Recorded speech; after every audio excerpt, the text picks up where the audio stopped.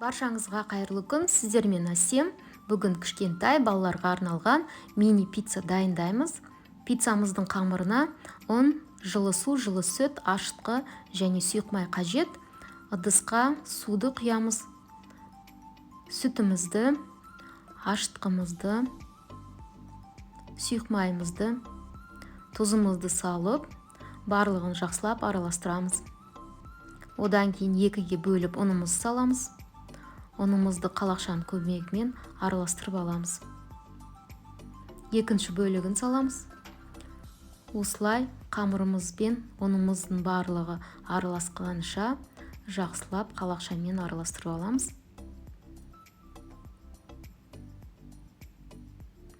Одан кейін қамырымызды қолымызбен илейміз.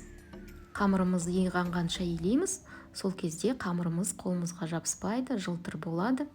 Қамырымыз дайын, енді үстін пленкамен жауып, одан кейін үстін орамалмен жауып, жылы жерге жарты сағатқа көтеріліпке қоямыз. Пиццамыздың салмасына бізге черри қызанағы, ірімшік, саңырау құлақ, шұжық және зәйтүн қажет. Қамырымыз ашыды, енді бөлек ыдысымыздан қамырымызды барлығын түсіріп аламыз.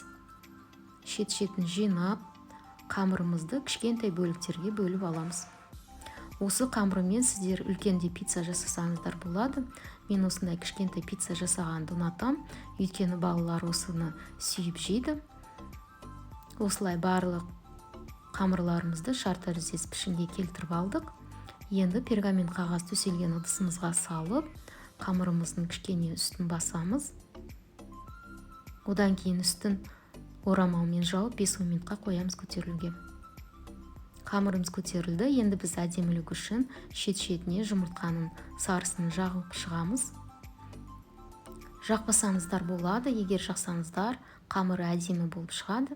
Одан кейін шет-шетіне мен кунжут дәндерін септім. Шұжықтарымды осылай бөліп алдым. Осылай барлық нандардың ішіне тереңірек шұжықтарды тығып шығамыз. Одан кейін шампиньон саңырау құлақтарын тығамыз. Зәйтүнімізді саламыз. Черри қызанақтарын екіге бөліп алдым. Оны да осылай тереңге нан қамырымызға тығамыз. Одан кейін ортасына ірімшігімізді бөлінген салып шығамыз.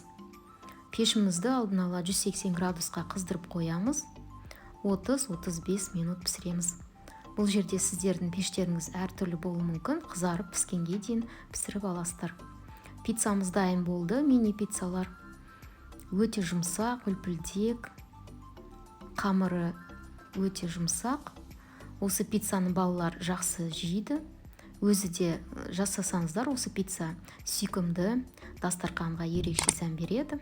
Менің каналыма лайк басып, комментарий жазуды ұмытпаңыздар. Келесі кездескенше.